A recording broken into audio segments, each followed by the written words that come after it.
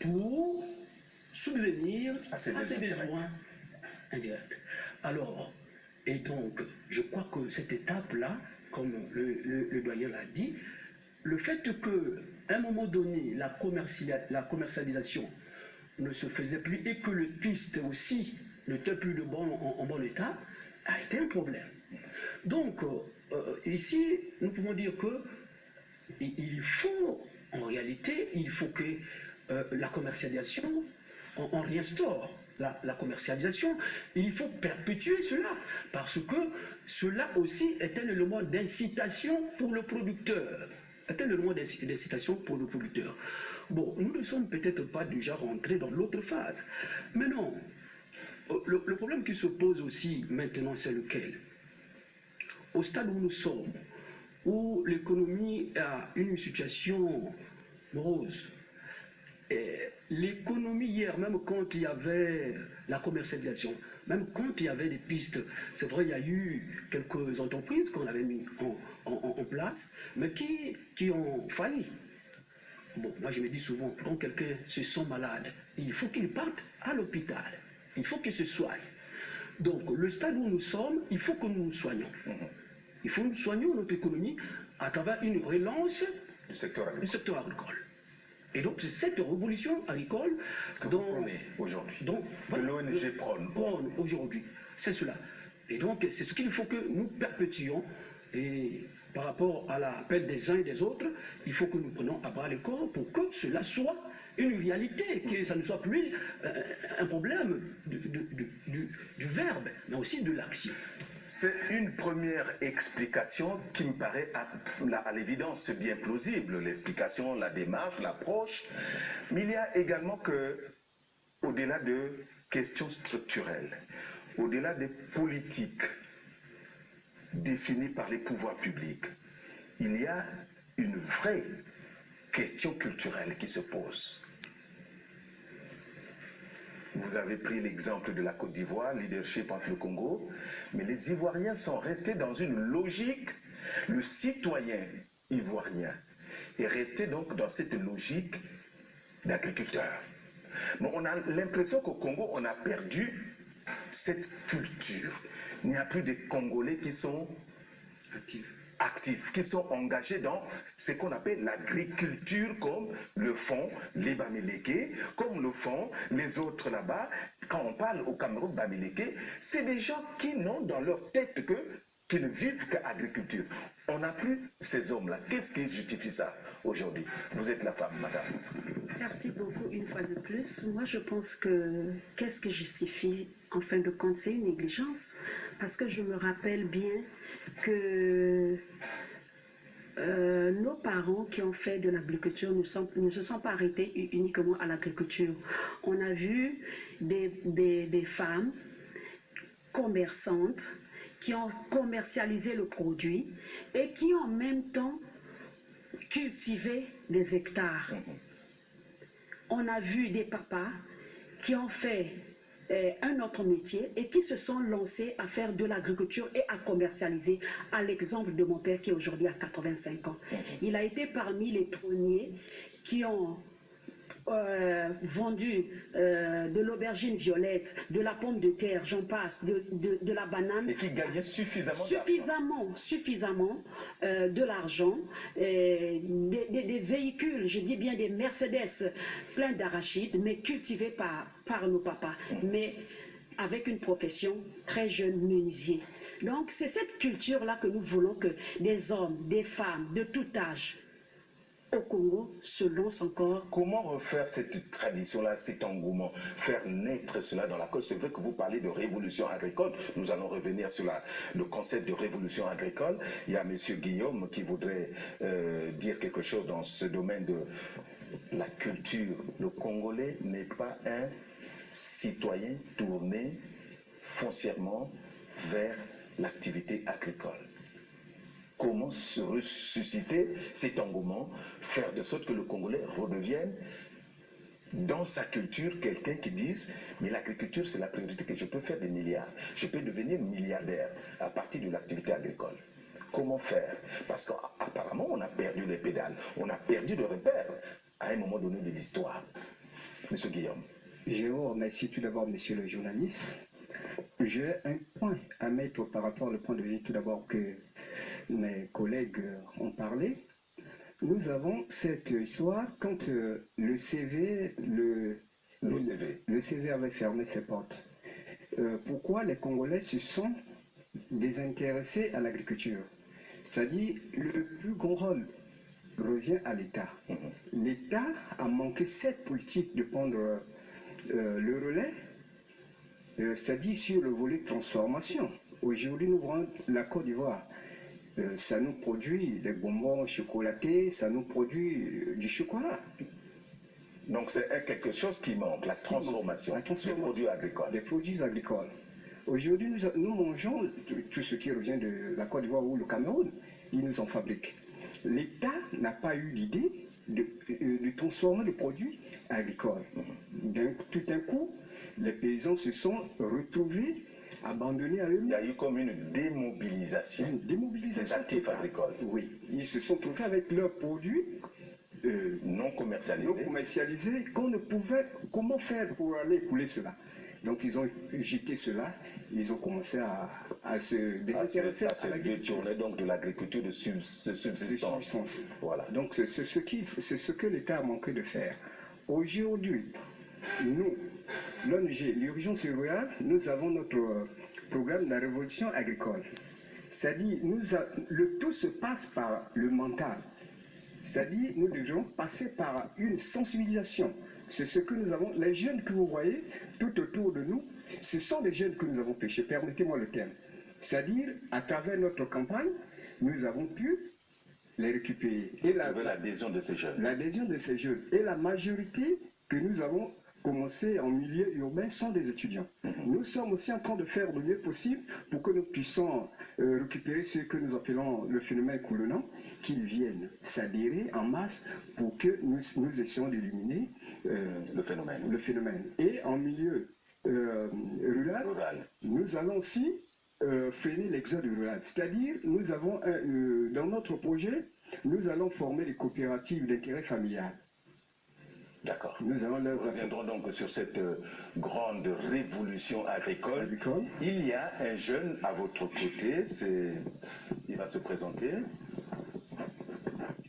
Moi, c'est Gaïlo Nord-Jolchi. Je suis étudiant en 3e année de licence à l'Institut national du travail social et je fais pour option animateur de développement social local. Et donc, vous avez été coopté par l'ONG. Est-ce que vous pensez que avec tout ce que vous avez obtenu, c'est un processus de formation, un processus d'encadrement. Est-ce que vous pensez que dans l'agriculture, il y a l'avenir? Oui, je pense que dans l'agriculture, il y a l'avenir. Parce que je pourrais partir d'un exemple. Mes grands-parents étaient agriculteurs. Ma mère, c'est une agricultrice. Est-ce que vous avez eu la chance de travailler ensemble avec les grands-parents, les accompagner au champ? Ça aussi, ça a été un élément déclencheur pour la plupart des jeunes qui ont vécu, qui ont côtoyé les villages, qui sont allés les vacances au village et tous les jours accompagner maman, la grand-mère, le grand-père au champ. Vous avez vécu cette époque? Oui, parce que quand je partais en vacances, souvent avec les grands-parents, on partait faire les haricots, on partait cultiver le manioc. Et c'est ce que je fais jusqu'à présent parce que je suis aussi un cultivateur, mais qu'on peut dire cultivateur traditionnel parce qu'on ne fait pas vraiment une agriculture moderne. Et à partir de la sensibilisation de l'ONG Urgence Rurale, cela nous a motivés parce qu'on a compris qu'à partir de l'agriculture, on peut se faire une place de choix dans la société. Parce que pour devenir riche ou pour devenir un grand homme, cela ne veut pas seulement dire qu'il faut travailler dans la fonction publique. Parce qu'on voit dans d'autres cieux, il y a des grands agriculteurs qui ont des hectares, on peut dire 500 hectares, 1000 hectares, mais ce sont des gens qui sont très riches, qui sont vachement bien, dépassés même ceux qui sont dans la fonction publique. Et nous, on a compris cela. Même ceux qui sont dans la politique. Même ceux qui sont dans la politique, parce que quand on voit ce qu'ils font, ceux qui sont dans la politique ne le font pas peut-être. Et nous, on a jugé qu'il était vraiment intéressant qu'on se lance dans cette activité, parce que c'est une activité qui est aussi qui constitue en fait l'avenir du pays. Qui constitue l'avenir du pays. D'accord, j'ai un monsieur qui est Louis, c'est bien, vous êtes un exploitant agricole. Monsieur Barthélémy Nsiré, vous êtes un homme de terrain, vous avez quelques champs. Comment vous vivez votre vie d'exploitant agricole? Monsieur le journaliste, je suis de la matière. Je suis à 153 km d'ici. J'ai fait sur la RN2 pour le nord. Voilà. La route numéro 2, je fais cette métier-là. C'est depuis quand que vous le faites? Presque depuis... Ça fait longtemps. Moi, je suis de cette matière. Donc vous êtes dans la zone de 100 km. De Noni Falaise. Falaise et Toumako. Est-ce que vous avez connu la ferme avicole de Mbé dans le passé, qui était pratiquement le poumon agricole de la zone? Bon, à ce temps, je n'étais pas encore, j'étais encore chez le banc de l'école. Mais vous avez vu vos parents, qui sont devenus aujourd'hui des grands-pères, ou ceux qui sont à ce temps-là, il y avait une coopérative là-bas qui faisait ce que vous parlez là. Voilà. Qui faisait les grands champs. Il y avait même les grands bayous qui amenaient les tubercules de manioc. Ils vendaient ça ici. Et dès qu'ils ont fermé ça, donc c'est tout ça qui a fait l'affaiblissement de la pauvreté des gens là-bas. Et maintenant, ce que vous faites, vous, c'est quoi au quotidien? Vous avez quelques plantations, des hectares. On peut parler en termes d'hectares, c'est des champs. On fait seulement les champs. L'hectare, c'est avec les tracteurs. Ça donne le mouvement ça donne une sorte de coûteuse. C'est-à-dire qu'il faut beaucoup d'argent pour aller vers les hectares. Il faut beaucoup d'argent. Beaucoup d'argent. Parce qu'il faut aller voir les gens forestiers, il faut aller voir la machine, il faut prendre les quilles, il va vous aider. Tout ça, il faut un budget. Il faut beaucoup d'argent. Il faut beaucoup d'argent. Et donc, vous vous contentez à des champs. Vous faites quoi? Vous plantez quoi? Je plante seulement le manioc. Le manioc, un peu d'arachide. Le maïs pour 3 mois, parce qu'il y en a un peu de vie. Là, nous sommes en octobre. Voilà. Vous plantez quoi maintenant? Ensuite, en octobre, maintenant là. Nous plantons d'arachide, les tubercules de manioc. Comme c'est encore les premières pluies qu'on ne peut pas planter l'oignon. Parce que l'oignon, elle a peur des pluies. Il faut qu'il pleut le mois de novembre en allant vers décembre pour qu'on maintenant commander à replanter les machines. Elle a peur des...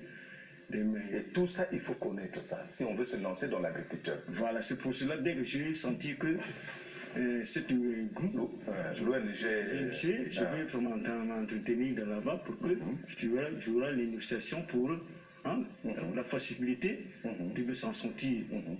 Est-ce que vous êtes nombreux là-bas dans la partie, la zone Inoni-Falaise? On voit un peu un frémissement, il y a beaucoup qui font, même les fonctionnaires ont tendance à venir faire des hectares là-bas. Est-ce que vous avez déjà vu un fonctionnaire qui a amené des tracteurs et qui a réussi aujourd'hui? C'est des gens qui viennent essayer, après bon... Ce n'est pas les fonctionnaires, ce sont les commerçants. On peut parler de commerçants, celui qui a les moyens, qui appelle la machine, qui vient prendre la terre. Et nous, on paie d'eux pour la machine, pour qu'on travaille. C'est comme ça qu'on fait. Ce n'est pas les fonctionnaires. Je n'ai jamais vu un tracteur. Maintenant, le produit de ce que vous faites, les tubercules, les arachides et autres, quand ça arrive à maturité, pendant la période de récolte, vous faites quoi avec? Comme on ne travaille pas tellement beaucoup, on fait seulement le manioc, que vous appelez le manioc d'Imvba. Voilà. Vous voyez, on va vendre quoi? On vend ça à Tessakon. Ce qu'on est en train de faire. C'est tout ça. Et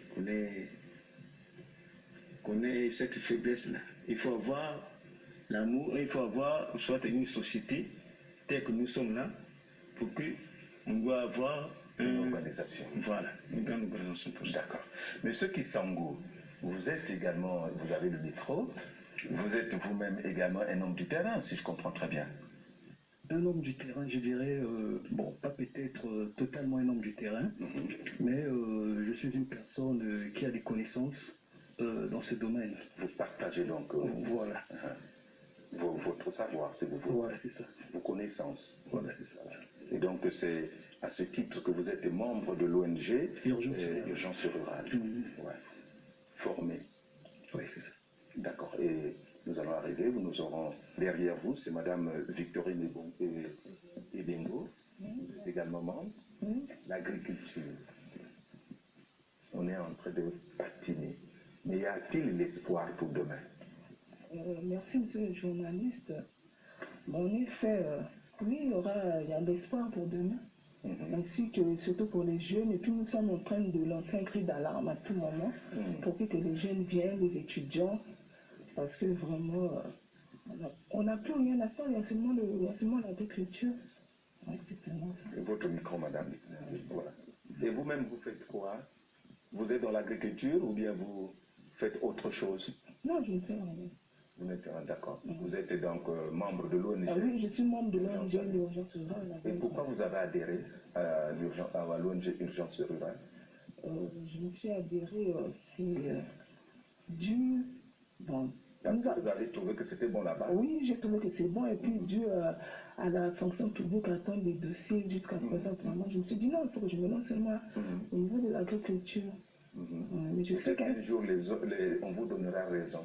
Peut-être. On me donnera raison, peut-être pas. On me donnera raison. D'accord.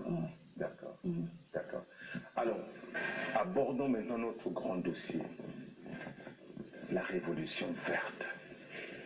La révolution, vous l'appelez comment? Révolution agricole. Révolution agricole accélérée. C'est un grand mot. C'est une révolution. Lorsqu'on parle de révolution, ça veut dire qu'il faut avoir les hommes qu'il faut, les troupes qu'il faut pour gagner la bataille de la révolution. C'est un engagement au fur et à mesure. Vous avez certainement raison de dire qu'il faut une révolution vu l'ampleur du désastre dans le secteur agricole. Merci Jean-Pierre. Ici, nous sommes venus vraiment pour parler des questions d'intérêt général. La question qui nous préoccupe aujourd'hui, c'est comment faut-il faire pour que nous puissions booster la production à grande échelle. Il y a d'abord un problème d'homme. Je suis en train de vous suivre avec une attention particulière. Une question d'homme, c'est vrai. L'homme au centre. C'est l'homme qui est au centre. Mais vous voyez, à l'heure où nous en sommes, nous venons ici avec les exploitants et nous avons, nous les écoutons tous là. Mais en réalité, il y a le problème d'hommes et le problème de gouvernement. Parce que on ne peut pas pratiquer l'agriculture avec des outils rudimentaires. Si nous voulons pratiquer de l'agriculture, il faudrait qu'elle soit mécanisée. Il faut d'abord que le secteur soit intéressant. Pour que le secteur soit intéressant, il faut commencer par conscientiser l'homme, l'identifier, c'est-à-dire l'identification des personnes, ressources, conscientiser. Dénicher ceux qui ont le... Voilà. Est-ce que on parle c'est quoi, des vocations, non? Quand vous dénichez, quand vous lancez dans une opération d'identification, c'est chercher la pépite, ceux qui ont la vocation quoi? Ou ceux qui sont engagés Jean-Pierre, pour la cause. Il ne s'agit pas de la vocation. Dans l'agriculture, on ne parle pas de la vocation. Non. Il s'agit de conscientiser et enrôler. Parce que, vocation ou pas, vous et moi, nous mangeons. Tout à fait. Nous mangeons. Il s'agit de conscientiser et enrôler. Et c'est ce que nous sommes en train de faire. Aujourd'hui, les jeunes sont en train de comprendre l'importance de l'agriculture.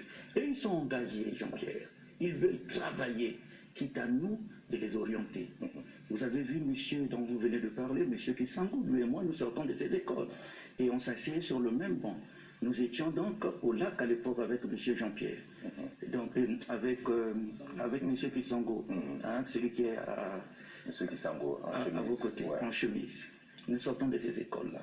Et nous avons créé l'ONG, je disais tantôt ici, depuis 2012. Et aujourd'hui, c'est en période de morosité que tout le monde prête vraiment l'attention sur cette question cruciale. Parce que nos ménages sont secoués par l'insécurité alimentaire. Maintenant, l'implication de tous est de beaucoup pour booster la production. Donc nous avons un programme ambitieux. C'est vraiment une vision de Dieu. Quand ça sort de nous ici, on n'a pas intérêt à regarder. Si c'est un blanc, on se jette là-dessus. Et moi, je m'interroge, je pose cette question, Jean-Pierre. Oui. Est-ce qu'il y a un siècle qui a commencé avant les autres? Non. Nous avons commencé au même moment. Oui. Regardez ce qui se passe. Et ici, comment nous mangeons? Nous ne mangeons pas bio. Il n'y a pas la qualité. Il y a l'insécurité alimentaire. C'est l'insécurité alimentaire. Mais c'est d'abord nous-mêmes. C'est d'abord nous-mêmes. Nous sommes responsables. Nous devons être en avant-plan. En ce moment-là, l'État viendra nous accompagner. On a point. Ouais. Vous savez, le président a suffisamment mis des moyens dans ce secteur. Beaucoup même. Beaucoup même. Priorité de priorité. L'autosuffisance alimentaire. Mais nous, on a essayé les fonds. On a essayé de fonds. Mais on a mobilisé des milliards. Ce que nous avons entrepris hier, Jean-Pierre, avec quelques faiblesses, avec quelques failles, nous pouvons l'entreprendre aujourd'hui avec beaucoup de recul. Mais tout en corrigeant les erreurs de Pastry, nous pensons qu'il faut revoir le modèle de l'autosuffisance alimentaire. Alors, l'efficacité serait sur l'action des cultures vivrières, l'aliment de base, notamment le manioc, maïs et banane. Mais à travers quoi? À travers une révolution agricole accélérée. La révolution agricole accélérée n'est que l'appui à l'augmentation de la production et à la commercialisation des cultures vivrières. Tout à fait. Ça veut dire ça. Des éléments essentiels. Voilà. Nous avons donc une vision, parce qu'on ne peut pas aller avec un petit groupe, il faut aller du nord au sud, de l'est à l'ouest. Fédérer le maximum de pouvoir. Fédérer le maximum. Et fédérer le maximum égale des moyens. Moi, je pense que vous nous avez surpris un jour dans vos enquêtes, étant journaliste, vous nous avez surpris au sein de notre siège en train de conscientiser les jeunes. Il y a ceux qui pensent que, est-ce qu'ils ont des réalisations antérieures? Oui, nous sommes des petits producteurs.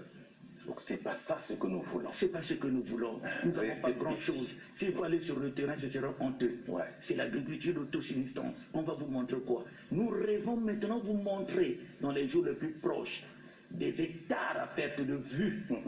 Alors, les hectares à perte de vue, il faut des hommes. Il faut des hommes engagés. Donc, nous sommes en train de les conscientiser. Comme vous le voyez ailleurs. Voilà. Comme vous traversez des étendues énormes. Vous êtes en véhicule, mais vous ne faites que traverser des zones agricoles. Mais Jean-Pierre, je vous dis une chose, que les jeunes sont en train de prendre conscience. Nous avons touché du doigt la réalité. Ce n'est plus comme hier. On sale, j'ai vu ces jeunes venir en masse adhérer. Ils ne m'ont même pas demandé on voit où. Ils sont conscients maintenant de leur avenir. C'est à l'État maintenant de nous venir en aide pécuniairement pour qu'on avance les pouvoirs publics. Et nous pensons qu'à l'heure actuelle, Jean-Pierre, moi je pense que vous avez pris part à l'élaboration du plan national. Le PND 2012-2016. Voilà. Est-ce que vous avez déjà entendu quelque part qu'il y a eu appel à projet? Non. Ça c'est le président qui va faire? Ou bien c'est nous les acteurs? Non. Ou bien il y a les exécutants? Tout à fait. Il y a des ministères appropriés pour ça. Il faut l'appel à projet. À l'heure actuelle, dans la mise en œuvre. Dans la mise en œuvre. Ce que nous sommes en train de faire aujourd'hui, c'est quoi? Nous parlons hier, nous avons parlé hier du fonds de soutien à l'agriculture. Mais il y a mais c'est de l'argent jeté, en quelque sorte. Il faut ne cachons pas les mots, c'est de l'argent jeté. Mais de l'argent jeté, non, c'est l'homme, c'est l'esprit de l'homme. Justement, quand l'homme ne sait pas en utiliser, ne sait pas en usage. L'argent a été mis, utilisé par l'homme. Voilà pourquoi je dis, se pose la question de l'homme.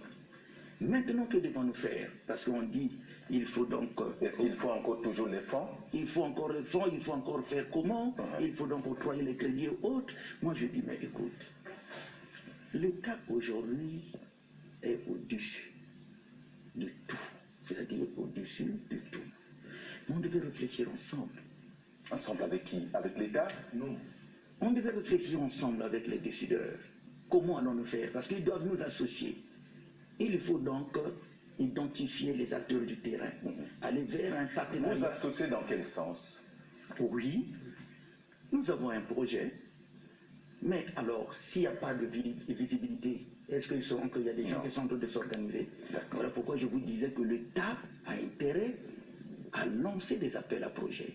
Et ceux qui ont des idées novatrices. Vous parlez des choses un peu... Vous savez, moi j'ai l'impression que dans ce pays, nous lançons des choses, mais peut-être que nous ne comprenons pas. Parlons, prenons un exemple, lancer, faire des appels à projets. Ça veut dire quoi pour le ministère de l'Agriculture? Ça veut dire quoi pour le gouvernement? Ça veut dire quoi pour les ministres qui se retrouvent en interministériel? Parce que nous lançons seulement des mots comme ça, faire des lancers. Ça, en clair, c'est quoi? En tant qu'acteur du terrain, que doivent faire les uns et les autres? Que doivent faire les uns et les autres? Jean-Pierre, en face de moi, faire des appels à projets. J'ai la marche vers le développement. Voilà. La marche vers le développement, c'est un projet de société de chef de l'État. Tout à fait. Et ce projet est réparti par secteur d'action. Et chaque acteur, comme ministre de tel domaine, a intérêt à faire quoi? À développer son secteur. Et autour du projet de société du chef de l'État, nous venons en complémentarité, nous venons donc en appui. L'appel à projet, c'est quoi, par exemple? Je peux vous dire, nous parlons de fonds de soutien. Fonds de soutien. Comment allons-nous faire? Nous avons donc un projet. Lorsque nous parlons par exemple du projet de la révolution agricole accélérée. Le projet est rédigé. Ça ne veut même faire la curiosité des autorités pour dire, ah tiens, voilà, c'est pas un, il y a des gens qui parlent de révolution agricole. C'est pas un projet du tiroir. Voilà. Pour regarder ce projet, il faut donc regarder si le projet est bancable ou pas. Il y a des études de faisabilité. Il faudrait qu'on regarde est-ce que le projet est bancable ou pas. Mais il faudrait que l'accès soit facile. Il faudrait donc qu'on lance. L'accès à quoi? Oui. Il faut que l'accès soit facile. L'accès à quoi?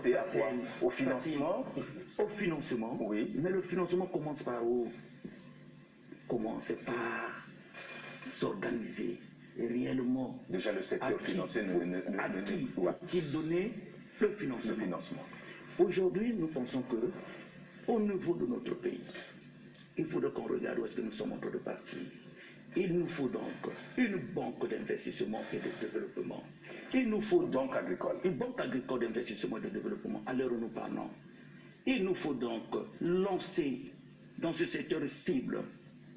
Mais pourtant, on a une plateforme. Tout cela, le crédit rural. Mais on peut corriger les choses autrement. Oui. S'il faut rejeter un regard rétrospectif, parce qu'il y a eu des erreurs, oui. Donc nous allons donc croiser les bras. Non, il faut corriger ces erreurs. Voilà pourquoi je vous dis à l'heure actuelle, il faut donc une banque d'investissement et de développement. Il faut donc une plateforme des projets de développement et en partenariat public-privé. Qui fait quoi? Qui est censé de faire avancer les choses? L'urgence rurale présente son projet. Vous faites autant, monsieur un tel fait, et ainsi de suite. On va regarder où est-ce que nous sommes en train de partir. C'est comme ça qu'il faut chercher à regrouper tous les acteurs du développement. Mais ça ne se fait pas. Nulle part, vous avez déjà entendu qu'on a lancé l'appel à projet là-bas. Ceux qui ont des projets peuvent donc venir avec pour qu'on regarde est-ce que le projet est bancable ou pas. Ce projet-là, c'est une vision que vous, journalistes, vous devez donc s'en approprier et d'en faire vraiment une large diffusion. L'État également a intérêt à regarder est-ce que réellement l'urgence rurale dit quoi. Est-ce que les portes du PADé, par exemple, qui est un programme de diversification économique qui, en fait, se tourne vers les petits projets du genre agriculture, est-ce que ce n'était pas aussi une porte pour vous? C'est pas vraiment la vision pour s'engager dans une révolution agricole? Et puis, d'abord par le titre, ça fait peur, la révolution agricole accélérée. Ouais. Pourquoi c'est pas de la politique, hein? Nous ne faisons pas si de blabla. Si vous vous engagez, vous nous avez... ne faisons pas de blabla. Si vous vous lancez dans une guerre agricole, nous appelons ça une guerre agricole contre le sous-développement agricole. Lancez-vous pour que demain nous voyons des véhicules qui vont également... Au lieu de voir que le Cameroun vient nous tutoyer, des grands véhicules qui viennent pour dire, bon, vous qui ne faites rien, nous vous apportons ces grands véhicules. Il faut qu'un bon jour...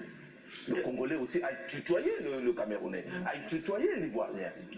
Mais comment cette révolution agricole va nous amener à cela? Voici là où le bas blesse. Parce que lorsqu'on se permet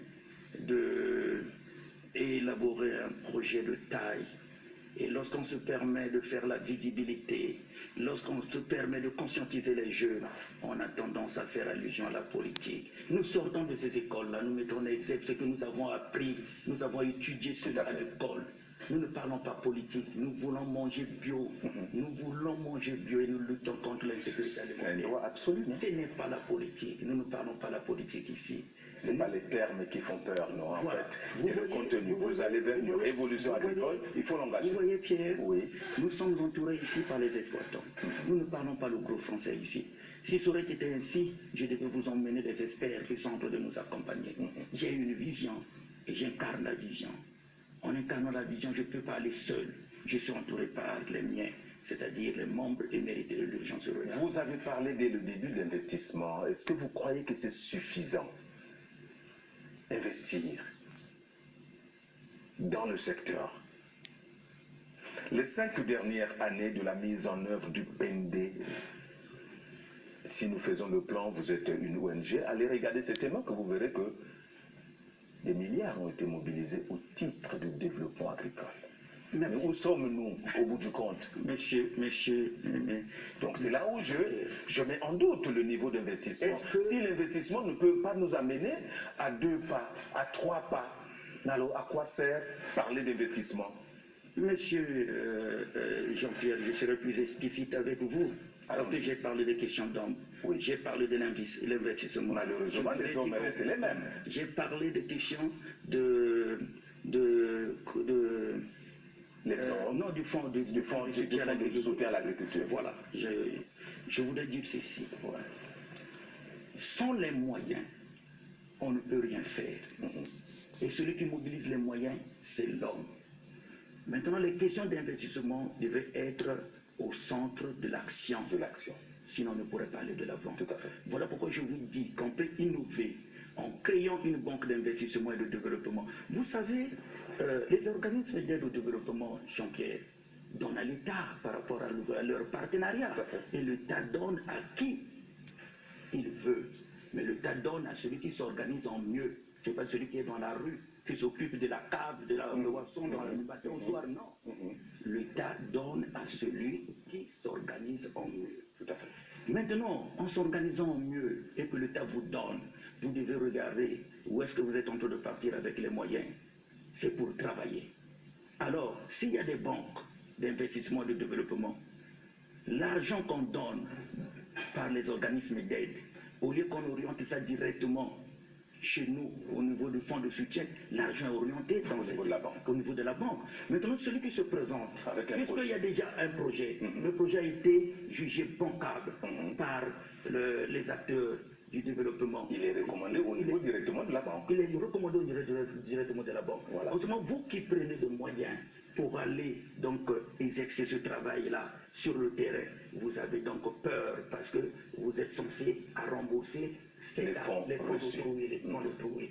Si on ne passe pas par là, donc il y aura toujours des soupçons à telle enseigne qu'on ne peut plus avancer.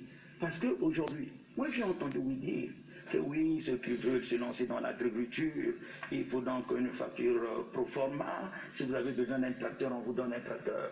Mais si vous avez un tracteur, le volet plantique, vous allez faire comment? Tout à fait. Si vous avez un tracteur, le volet carburant, vous allez faire comment? Tout à fait. Donc tout ça là, c'est de l'utopie, c'est du blabla. Nous devons s'asseoir avec, il faut aller vite tous les acteurs vers un état généraux de l'agriculture, avec tous les acteurs, regardez qui est capable de faire quoi sur le terrain. En ce moment-là, l'urgence rurale, je pense, vous avez parlé de PADé, vous avez parlé de PADé, je vous ai suivi, mais la révolution agricole regorge tout le monde. C'est une révolution agricole. Le projet n'est pas de moindre, le projet de taille. Il faut qu'on regarde nous tous, que ce soit PADé, que ce soit le ministère de tutelle, que ce soit la présidente de la République, que ce soit les fondations perpétuelles d'avenir. Il s'agit réellement de quoi? Il faudrait qu'on nous interpelle. Une forte mobilisation des Congolais. Une forte mobilisation des Congolais. Si on ne passe pas par là, Jean-Pierre, on n'y arrivera pas. Nous avons pour mission essentielle pour l'heure de les conscientiser, de les enrôler. Jusque là, en milieu urbain, nous avons pris quand même suffisamment du temps de le faire. Nous sommes à 200 jeunes étudiants. 200 jeunes étudiants, nous allons les envoyer sur le terrain à raison de combien? À raison de 10 hectares par jeune.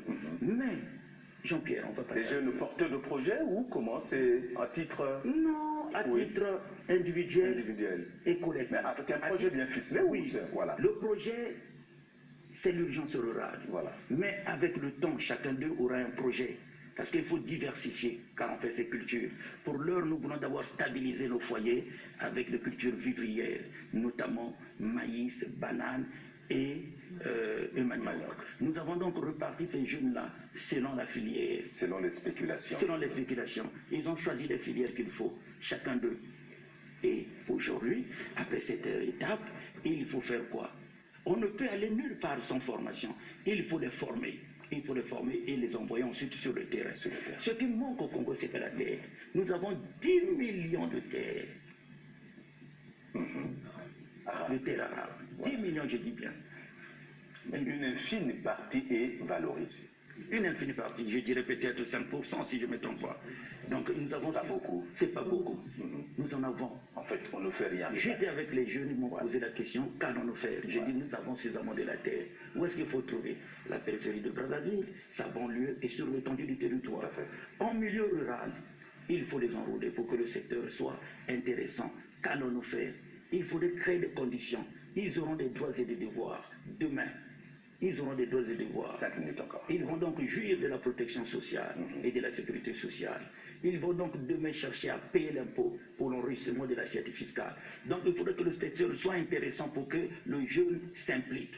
C'est cela. Voilà, toute la philosophie donc de la révolution agricole. Monsieur Langui Barré, la tâche est-elle facile? Vous pensez qu'on peut gagner la bataille du développement agricole par le biais d'une révolution agricole?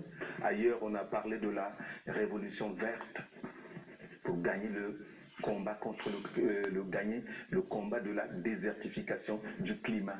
Ailleurs, on parle de la révolution verte. Nous parlons chez nous de la révolution agricole. Possible. Je crois qu'il y a une maxime qui dit que tant qu'on vit, il faut espérer. Alors, le pessimisme n'est pas des hommes vivants. Oui. En tout cas, il faut espérer. Alors, l'homme étant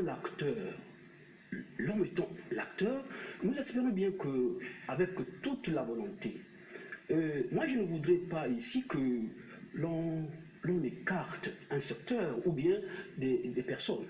En fait, il s'agit bien de la jeunesse et bien aussi de vous et moi. Tout à fait. Il faut enrôler tout le monde parce que le stade où nous sommes, il n'y a pas d'alternative. Pour que nous partons au développement, il faut l'agriculture. Il faut, et donc, l'agriculture qui va s'acheminer vers un secteur agro-industriel réel. Une agriculture donc qui serait mécanisée, qui va quitter l'étape de l'agriculture de subsistance. C'est cette étape-là. Quand nous emmenons les jeunes à l'étape où le président l'a dit, 10 hectares, je crois que l'œuvre de la main de l'homme ne peut pas faire 10 hectares. Voilà, voyez-vous. Donc nous sollicitons là, nous, en fait, je peux dire, nous interpellons, voilà. C'est un cri de cœur. On ne rejette pas la balle à nous tous, en tant que Congolais, pour que nous sortions de l'état où nous sommes.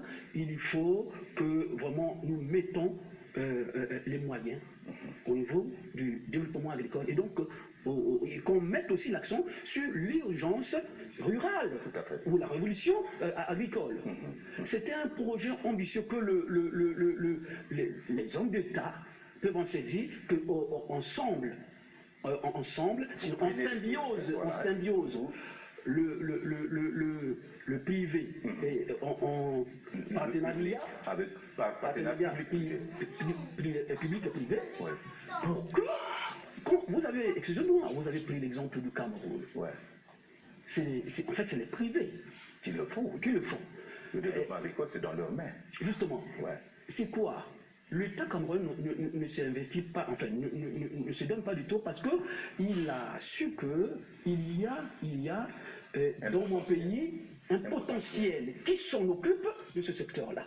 Or, dans notre pays, le potentiel privé n'est pas du tout. Mais il faut donc encourager. Pour créer ce potentiel privé là, pour que ça soit une base pour du développement. Voilà. Je crois que c'est oui à la réponse à votre question. Je dirais oui. L'espoir est permis. L'espoir est permis. D'accord. Voilà. Alors, Ivan Makaya, apprenons également, votre rêve demain, c'est d'embrasser l'agriculture. C'est de ne pas avoir peur de l'agriculture. Oh non, l'agriculture c'est pour les mamans. L'agriculture c'est pour les papas. Non, tu as compris maintenant que l'agriculture c'est pour tout le monde, y compris les jeunes. Alors ton rêve? Les jeunes, nous nous appelons tous sur des choses inutiles, des choses qui nous emmènent nulle part. Nous devons avoir une vision et des ambitions. Mais nos ambitions doivent être parallèles avec l'ambition du chef de l'État, qui est de faire de l'agriculture le secteur clé de l'économie congolaise. Puisque, quand nous voyons la majorité des pays aujourd'hui qui sont développés, ils sont martelés sur l'agriculture. Je prends l'exemple par exemple de la Chine, qui est aujourd'hui la deuxième puissance économique mondiale. Ils sont martelés sur l'agriculture. Mais nous nous sommes dit quoi? Nous nous sommes dit, vu les ambitions du chef de l'État, qui est de faire de l'agriculture le secteur clé, mais ce secteur doit être mécanisé. Il doit y avoir une révolution. Voilà pourquoi nous nous sommes lancés dans un programme que nous appelons Programme de révolution agricole accélérée. Mais dans ce programme, nous parlons de quoi? De l'appui à la production et à la commercialisation des produits alimentaires. Pourquoi? Parce que si nous essayons de voir même les dépenses au niveau du gouvernement avec les importations alimentaires, l'État dépense beaucoup pour l'importation alimentaire. Est-ce que si nous-mêmes ici nous produisons, est-ce que nous allons dépenser de cette manière? Non, je n'y pense pas. Donc voilà pourquoi nous les jeunes nous sommes dit, maintenant, nous devons repartir, voir ce que les grands-pères faisaient auparavant. Ils faisaient que de l'agriculture. Je prends l'exemple de mon père qui fut un grand agriculteur. Bien que je n'ai pas eu la chance d'être à ses côtés et de voir ce qu'il faisait, mais en grandissant, j'ai quand même fait des champs. Je produisais de l'épinard. J'avais 2 sillons chez moi à la maison. C'était un point de départ important. C'était un point de départ important. Et après, vu les études au Congo, vu que je reviens de Pointe-Noire, dès que je quitte Pointe-Noire, je vais ici pour l'école. Mais dès que tu viens, tu abandonnes tout ce que tu faisais. Pourquoi? Parce que tu n'as plus de possibilités. D'accord. Et, parce que nous sommes pratiquement... Et pour se lancer, je me suis dit c'est vraiment important d'adhérer à l'ONG Urgence Rurale afin que je puisse avancer avec le rêve que j'ai. Vous apprenez quoi là-bas? Pour l'instant, nous sommes dans la phase recensement. L'ONG est dans la phase recensement. L'ONG nous recense et nous conscientise sur l'agriculture. Et après cette phase, nous allons passer au volet formation. D'accord. Monsieur, pour terminer avec vous, M. Wanza, il parle de phase recensement et passer à la phase formation. Ça dure combien de temps? Et cette phase-là, c'est sur l'ensemble du territoire? Oui, Jean-Pierre. Rapidement. Nous sommes en train d'aller à pas de caméléon, faute des moyens. Nous n'en avons pas assez. Il n'y a pas d'accompagnement. N'a pas d'accompagnement. Est-ce que vous avez amorcé là? Mais je tiens à vous dire une chose, rapidement. quand nous avons parlé, nous parlons de questions cruciales, d'intérêt général, mais nous avons passé du temps. J'aurais souhaité que cela soit même 2 heures. Nous reviendrons malheureusement. Il y a la possibilité de revenir encore. Les jeunes que nous sommes en train de former sont bel et bien des étudiants, demain les exploitants, mais ils seront comme les agents techniques de vulgarisation agricole pour aller former ceux qui sont au milieu rural. Ils seront donc les interlocuteurs directs à ceux qui sont au milieu rural pour mettre fin à l'exode rural. C'est à ces jeunes-là de dire à ceux qui sont au milieu rural, ne venez pas en ville. Ville sans emploi est vraiment ce qu'on appelle par fatalité, calvaire. Donc, nous sommes en train de travailler dans ce sens-là. Ça va prendre du temps, faute de moyens, mais sinon, on va y arriver. c'est la volonté de Dieu. On va y arriver. D'accord. Peut-être un dernier mot à notre grand monsieur Ngolele. Dites un mot pour l'espoir à susciter tous ceux qui vous suivent en tant que doyen. Une révolution agricole, vous y croyez? Je crois fermement parce que si je suis à ce jour, j'habite Pointe-Noire, j'ai 2 mois et demi, 2 mois presque ici, c'est parce que je crois. Il n'y a que l'agriculture. Il n'y a pas autre chose. Il n'y a pas autre chose. Les grandes industries, ce n'est pas à notre niveau. Mais au moins, au niveau de l'agriculture, c'est la terre. Ça, nous avons cette grande force d'arriver et de développer notre pays à partir de l'agriculture. Merci, monsieur. Merci à vous tous. Vous venez de comprendre que nous aurions bien aimé aller au-delà des questions. Il y a beaucoup de choses encore à dire, mais ce n'est qu'un début. Nous aurons l'occasion de revenir encore sur ce plateau avec l'urgence rurale. Les questions sont importantes. La révolution agricole accélérée, programmée, nous interpelle tous, et c'est à nous tous d'apporter donc la pierre à l'édifice. Vous avez compris que l'œuvre est aussi ambitieuse, mais l'œuvre est aussi grandiose. Merci d'avoir été des nôtres. Prochain rendez-vous, lundi prochain, toujours, c'est avec le même plaisir que je vous retrouverai à la même heure. Bonsoir et à très bientôt.